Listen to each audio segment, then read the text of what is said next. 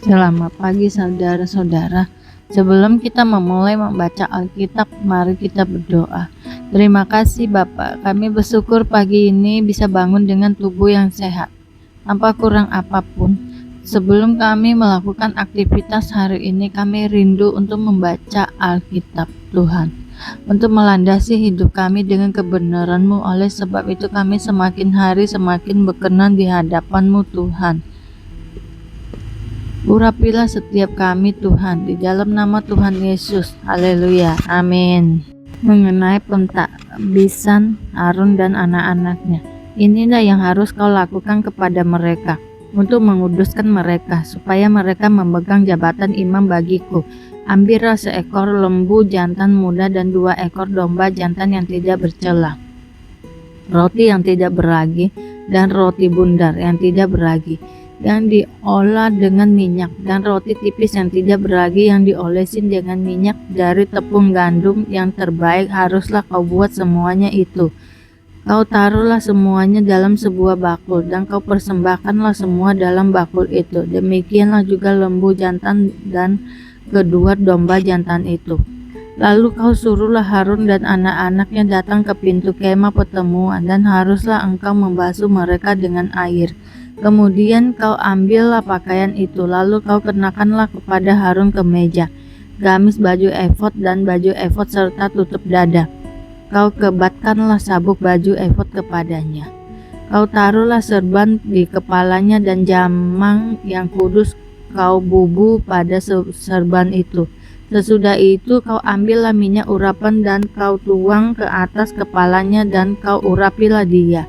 Kau suruhlah anak-anaknya mendekat dan kau kenakanlah kemeja-kemeja itu kepada mereka.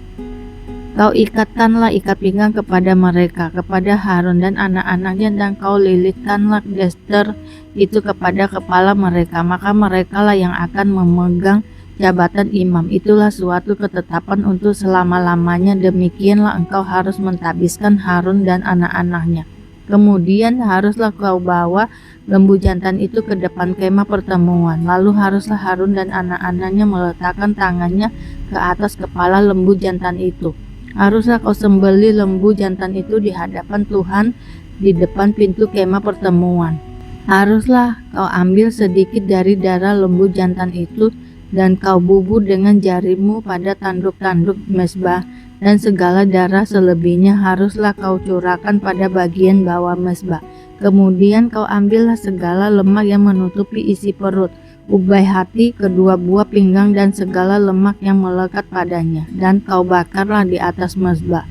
Tetapi daging lembu jantan itu, kulitnya dan kotorannya haruslah kau bakar habis dengan api di luar perkemahan. Itulah korban penghapusan dosa.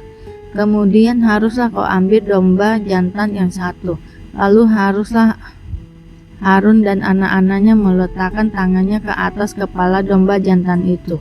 Haruslah kau sembelih domba jantan itu, dan kau ambillah darahnya dan kau siramkan pada mezbah sekelilingnya. Haruslah kau potong-potong domba jantan itu menurut bagian-bagian tertentu. Kau basuhlah isi perutnya dan betis-betisnya, dan kau taruh itu di atas potongan-potongannya dan di atas kepalanya.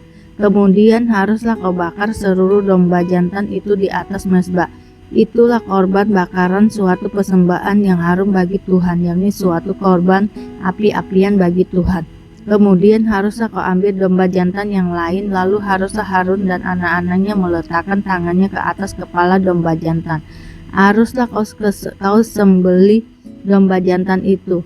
Kau ambillah sedikit dari darahnya, dan kau bubuh pada cuping telinga kanan Harun dan pada cuping telinga kanan anak-anaknya, pada ibu jari tangan kanan dan pada ibu jari kaki kanan mereka. Dan darah selebihnya kau siramkan pada mezbah sekelilingnya. Haruslah kau ambil sedikit dari darah yang ada di atas mezbah dan dari minyak urapan itu, dan kau percikkanlah kepada Harun dan kepada pakaiannya, dan juga kepada anak-anaknya dan pada pakaian anak-anaknya. Maka ia akan kudus, ia dan pakaiannya, dan juga anak-anaknya dan pakaian anak-anaknya. Dari domba jantan itu haruslah kau ambil lemaknya, ekornya yang berlemak, lemak yang menutupi isi perutnya, umbai hatinya, kedua buah pinggangnya, lemak yang melekat padanya, paha kanannya, sebab itulah domba jantan persembahan pentabisan. Kau ambillah juga 1 keping roti, 1 roti bundar yang berminyak dan 1 roti tipis dari dalam bakul berisi roti yang tidak beragi, yang ada di hadapan Tuhan. Haruslah kau taruh seluruh ke atas telapak tangan Harun dan ke atas telapak tangan anak-anaknya, dan haruslah kau persembahkan semuanya sebagai persembahan ujukan di hadapan Tuhan. Kemudian haruslah kau ambil semuanya dari tangan mereka dan kau bakar di atas mezbah, yaitu di atas korban bakaran sebagai persembahan yang harum di hadapan Tuhan. Itulah suatu korban api-apian bagi Tuhan. Selanjutnya haruslah kau ambil dada dari domba jantan yang adalah bagi pentabisan Harun dan kau persembahkan sebagai persembahan unjukan di hadapan Tuhan, dan itulah bagian untukmu.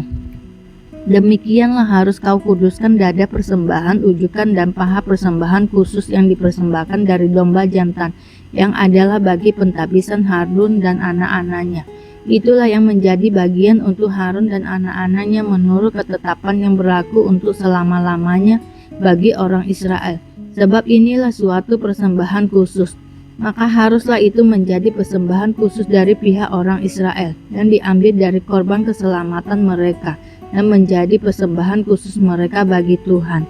Pakaian kudus kepunyaan Harun itu haruslah turun kepada anak-anaknya, yang kemudian supaya mereka memakainya apabila mereka diurapi dan ditabiskan. 7 hari lamanya haruslah pakaian itu dikenakan oleh imam penggantinya dari antara anak-anaknya yang akan masuk ke dalam kemah pertemuan untuk menyelenggarakan kebaktian di tempat kudus. Domba jantan persembahan pentabisan itu haruslah kau ambil dan dagingnya kau masak pada suatu tempat yang kudus. Haruslah Harun dan anak-anaknya memakan daging domba jantan itu serta roti yang ada di dalam bakul di depan pintu kemah pertemuan. Haruslah mereka memakan semuanya itu dan dipakai untuk mengadakan pendamaian pada waktu mereka ditabiskan dan dikuduskan, tetapi orang awam janganlah memakannya, sebab persembahan kudus semuanya itu. Jika ada yang tinggal dari daging persembahan pentabisan dan dari roti itu sampai pagi, haruslah kau bakar habis yang tinggal itu dengan api. Janganlah dimakan, sebab persembahan kudus semuanya itu. Maka haruslah kau perbuat demikian kepada Harun, anak-anaknya, kepada Harun dan kepada anak-anaknya, tepat seperti yang kuperintahkan kepadamu. Selama 7 hari haruslah kau tabiskan mereka. Tiap-tiap hari haruslah engkau mengolah seekor lembu jantan menjadi korban penghapus dosa untuk mengadakan pendamaian, dan haruslah kesucikan mezbah itu dengan mengadakan pendamaian baginya. Haruslah engkau mengurapi untuk menguduskannya. 7 hari lamanya haruslah engkau mengadakan pendamaian bagi mezbah itu. Haruslah engkau menguduskannya. Maka mezbah itu akan menjadi maha kudus. Setiap orang yang kena kepada mezbah itu akan menjadi kudus. Mengenai korban pagi dan korban petang, inilah yang harus kau olah di atas mezbah itu: 2 anak domba berumur setahun, tetapi tiap-tiap hari. Domba yang satu haruslah kau olah pada waktu pagi, dan domba yang lain kau olah pada waktu senja. Dan beserta domba yang satu kau olah per 10 eva tepung yang terbaik dengan minyak tumbuk 1/4 hin, dan korban curahan dari 1/4 hin anggur. Domba yang lain haruslah kau olah pada waktu senja, sama seperti korban sajian dan korban curahannya pada waktu pagi harus engkau mengolahnya sebagai persembahan yang harum, suatu korban api-apian bagi Tuhan, suatu korban bakaran yang tetap di antara kamu turun-temurun di depan pintu kemah pertemuan di hadapan Tuhan. Sebab di sana aku akan bertemu dengan kamu untuk berfirman kepadamu. Di sanalah aku akan bertemu dengan orang Israel, dan tempat itu akan dikuduskan oleh kemuliaanku. Aku akan menguduskan kemah pertemuan dan mezbah itu. Lalu Harun dan anak-anaknya akan kukuduskan supaya mereka memegang jabatan imam bagiku. Aku akan diam di tengah-tengah orang Israel, dan aku akan menjadi Allah mereka. Maka mereka akan mengetahui bahwa akulah Tuhan, Allah mereka, yang telah membawa mereka keluar dari tanah Mesir, supaya aku diam di tengah-tengah mereka. Akulah Tuhan Allah mereka. Mengenai mezbah pembakaran ukupan, Haruslah kau buat mezbah tempat pembakaran ukupan, haruslah kau buat itu dari kayu penaga, sehasta panjangnya dan sehasta lebarnya, sehingga menjadi 4 persegi, tetapi haruslah 2 hasta tingginya. Tanduk-tanduknya haruslah seiras dengan mezbah itu. Haruslah kau salut itu dengan emas murni, bidang atasnya dan bidang-bidang sisinya sekelilingnya serta tanduk-tanduknya. Haruslah kau buat bingkai emas sekelilingnya. Haruslah kau buat 2 gelang emas untuk mezbah itu di bawah bingkainya pada kedua rusuknya. Haruslah kau buat gelang itu pada kedua bidang sisinya, dan haruslah gelang itu menjadi tempat memasukkan kayu pengusung supaya dengan itu mezbah dapat diangkat. Haruslah kau buat kayu pengusung itu dari kayu penaga, dan kau salutlah dengan emas. Haruslah kau taruh tempat pembakaran itu di depan tabir penutup tabut hukum, di depan tutup pendamaian yang di atas loh hukum, di mana aku akan bertemu dengan engkau. Di atasnya haruslah Harun membakar ukupan dari wangi-wangian tiap-tiap pagi. Apabila ia membersihkan lampu-lampu, haruslah ia membakarnya. Juga apabila Harun memasang lampu-lampu itu pada waktu senja, haruslah ia membakarnya sebagai ukupan yang tetap di hadapan Tuhan di antara kamu turun-temurun. Di atas mezbah itu janganlah kamu persembahkan ukupan yang lain, ataupun korban bakaran ataupun korban sajian. Juga korban curahan janganlah kamu curahkan di atasnya. Sekali setahun haruslah Harun mengadakan pendamaian di atas tanduk-tanduknya dengan darah korban penghapus dosa pembawa pendamaian. Haruslah ia sekali setahun mengadakan pendamaian bagi mezbah itu di antara kamu turun-temurun. Itulah barang maha kudus bagi Tuhan. Mengenai persembahan khusus pada waktu pendaftaran orang Israel, Tuhan berfirman kepada Musa, apabila engkau menghitung jumlah orang Israel pada waktu mereka didaftarkan, maka haruslah mereka masing-masing mempersembahkan kepada Tuhan uang pendamaian karena nyawanya pada waktu orang mendaftarkan mereka, supaya jangan ada tulah di antara mereka pada waktu pendaftaran itu. Inilah yang harus dipersembahkan tiap-tiap orang yang akan termasuk orang-orang yang terdaftar itu, setengah sikal, ditimbang menurut sikal kudus. Sikal ini 20 gera beratnya. Setengah sikal itulah persembahan khusus kepada Tuhan. Setiap orang yang akan termasuk orang-orang yang terdaftar itu yang berumur 20 tahun ke atas haruslah mempersembahkan persembahan khusus itu kepada Tuhan. Orang kaya janganlah mempersembahkan lebih, dan orang miskin janganlah mempersembahkan kurang dari setengah sikal itu. Pada waktu dipersembahkan persembahan khusus itu kepada Tuhan untuk mengadakan pendamaian bagi nyawa kamu sekalian. Dan haruslah engkau memungut uang pendamaian itu dari orang Israel dan menggunakannya untuk ibadah dalam kemah pertemuan, supaya itu menjadi peringatan di hadapan Tuhan untuk mengingat kepada orang Israel dan untuk mengadakan pendamaian bagi nyawa kamu sekalian. Mengenai bejana pembasuhan, berfirmanlah Tuhan kepada Musa, haruslah engkau membuat bejana dan juga alasnya dari tembaga untuk pembasuhan, dan kau tetapkanlah itu antara kemah pertemuan dan mezbah, dan kau taruhlah air ke dalamnya. Maka Harun dan anak-anaknya haruslah membasuh tangan dan kaki mereka dengan air dari dalamnya. Apabila mereka masuk ke dalam kemah pertemuan, haruslah mereka membasuh tangan dan kaki dengan air, supaya mereka jangan mati. Demikian juga apabila mereka datang ke mezbah itu untuk menyelenggarakan kebaktian dan untuk membakar korban api-apian bagi Tuhan. Haruslah mereka membasuh tangan dan kaki mereka, supaya mereka jangan mati. Itulah yang harus menjadi ketetapan bagi mereka untuk selama-lamanya, bagi dia dan bagi keturunannya turun-temurun. Mengenai minyak urapan yang kudus, berfirmanlah Tuhan kepada Musa, apabila rempah-rempah pilihan mur tetesan 500 sikal dan kayu manis yang harum setengah dari itu, yakni 250 sikal, dan tebu yang baik 250 sikal, dan kayu teja 500 sikal ditimbang menurut sikal kudus, dan minyak zaitun 1 hin. Haruslah kau buat semuanya itu menjadi minyak urapan yang kudus, suatu campuran rempah-rempah yang dicampur dengan cermat seperti buatan seorang tukang campur rempah-rempah. Itulah yang harus minyak menjadi urapan yang kudus. Haruslah engkau mengurapi dengan itu kemah pertemuan dan tabir hukum, meja dengan segala perkakasnya, kandil dengan perkakasnya, dan mesbah pembakaran ukupan, mesbah korban bakaran dengan segala perkakasnya, bejana pembasuhan dengan alasnya. Haruslah kau kuduskan semuanya sehingga menjadi maha kudus, sehingga orang yang kena kepadanya akan menjadi kudus. Engkau harus juga mengurapi dan menguduskan Harun dan anak-anaknya supaya mereka memegang jabatan imam bagiku. Dan kepada orang Israel haruslah kau katakan demikian, inilah yang harus menjadi minyak urapan yang kudus bagiku di antara kamu turun-temurun. Kepada badan orang biasa janganlah minyak itu dicurahkan, dan janganlah kau buat minyak yang semacam itu dengan memakai campuran itu juga. Itulah minyak yang kudus, dan haruslah itu kudus bagimu.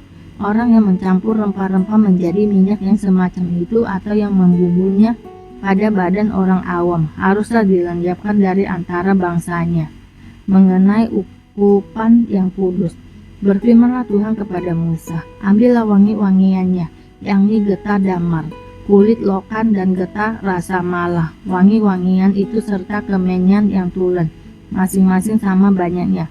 Semuanya ini haruslah kau buat menjadi ukupan suatu campuran rempah-rempah seperti buatan seorang tukang campur rempah-rempah, digaramin, murni, kudus. Bagian dari ukupan itu haruslah kau giling sampai halus, dan sedikit daripadanya kau letakkanlah di hadapan tabut hukum di dalam kemah pertemuan, di mana aku akan bertemu dengan engkau. Haruslah itu maha kudus bagimu. Dan tentang ukupan yang harus kau buat menurut campuran yang seperti itu juga, janganlah kamu buat bagi kamu sendiri. Itulah bagian untuk Tuhan yang kudus bagimu. Orang yang akan membuat minyak yang semacam itu dengan maksud untuk menghirup baunya haruslah dilenyapkan dari antara bangsanya. Pada waktu itu di dalam rumah ibadat itu ada seorang yang kerasukan roh jahat. Orang itu berteriak, apa urusanmu dengan kami, hai Yesus orang Nazaret? Engkau datang hendak membinasakan kami. Aku tahu siapa engkau, yang kudus dari Allah. Tetapi Yesus menghardiknya, katanya, diam, keluarlah daripadanya. Roh jahat itu mengoncang-goncang orang itu, dan sambil menjerit dengan suara nyaring ia keluar daripadanya. Mereka semua takjub sehingga mereka memperbincangkannya, katanya, apa ini? Suatu ajaran baru. Ia berkata-kata dengan kuasa. Roh-roh jahat pun diperintahnya dan mereka taat kepadanya. Lalu tersebarlah dengan cepat kabar tentang dia ke segala penjuru di seluruh Galilea. Yesus menyembuhkan ibu mertua Petrus dan orang-orang lain. Sekeluarnya dari rumah ibadat itu, Yesus dengan Yakobus dan Yohanes pergi ke rumah Simon dan Andreas. Ibu mertua Simon terbaring karena sakit demam. Mereka segera memberitahukan keadaannya kepada Yesus. Ia pergi ke tempat perempuan itu dan sambil memegang tangannya ia membangunkan dia, lalu lenyaplah demamnya. Kemudian perempuan itu melayani mereka.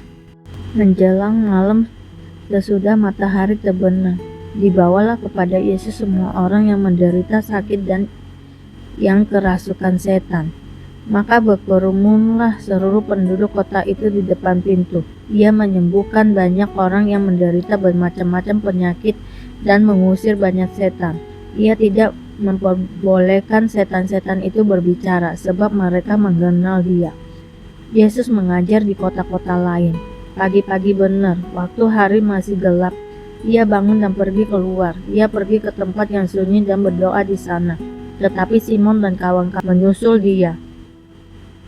Waktu menemukan dia, mereka berkata, semua orang mencari engkau.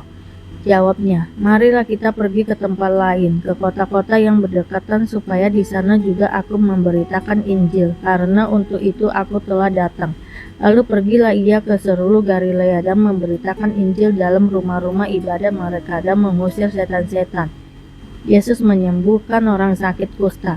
Seorang yang sakit kusta datang kepada Yesus dan sambil berlutut di hadapannya itu, memohon bantuannya, katanya, kalau engkau mau, engkau dapat mentahirkan aku. Maka tergeraklah hatinya oleh belas kasihan. Lalu ia mengulurkan tangannya, menjamah orang itu dan berkata kepadanya, Aku mau, jadilah engkau tahir." Seketika itu juga lenyaplah penyakit kusta orang itu, dan ia menjadi tahir. Segera ia menyuruh orang itu pergi dengan peringatan keras, "Ingatlah, janganlah engkau memberitahukan apa-apa tentang hal ini kepada siapapun. Tetapi pergilah, perlihatkanlah dirimu kepada imam, dan persembahkanlah untuk pentahiranmu persembahan yang diperintahkan oleh Musa sebagai bukti bagi mereka." Tetapi orang itu pergi memberitakan peristiwa itu dan menyebarkannya kemana-mana, sehingga Yesus tidak dapat lagi terang-terangan masuk ke dalam kota. Ia tinggal di luar, di tempat-tempat yang sepi, namun orang terus juga datang kepadanya dari segala penjuru.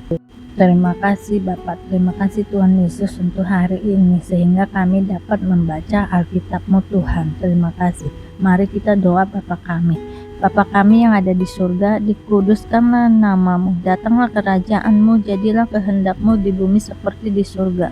Berikanlah kami pada hari ini makanan kami yang secukupnya, dan ampunilah kami akan kesalahan kami, seperti kami juga mengampuni orang yang bersalah kepada kami. Dan janganlah membawa kami ke dalam pencobaan, tetapi lepaskanlah kami daripada yang jahat, karena Engkaulah yang mempunyai kerajaan dan kuasa dan kemuliaan sampai selama-lamanya. Terima kasih Bapa. Kami selalu bersyukur atas apapun Tuhan berikan hidup kami. Engkau tidak pernah meninggalkan kami ya Bapa. Hidup kami akan senantiasa berkecukupan di dalam-Mu. Di dalam nama Tuhan Yesus kami berdoa dan mengucap syukur. Amin, amin, amin. Tuhan Yesus memberkati.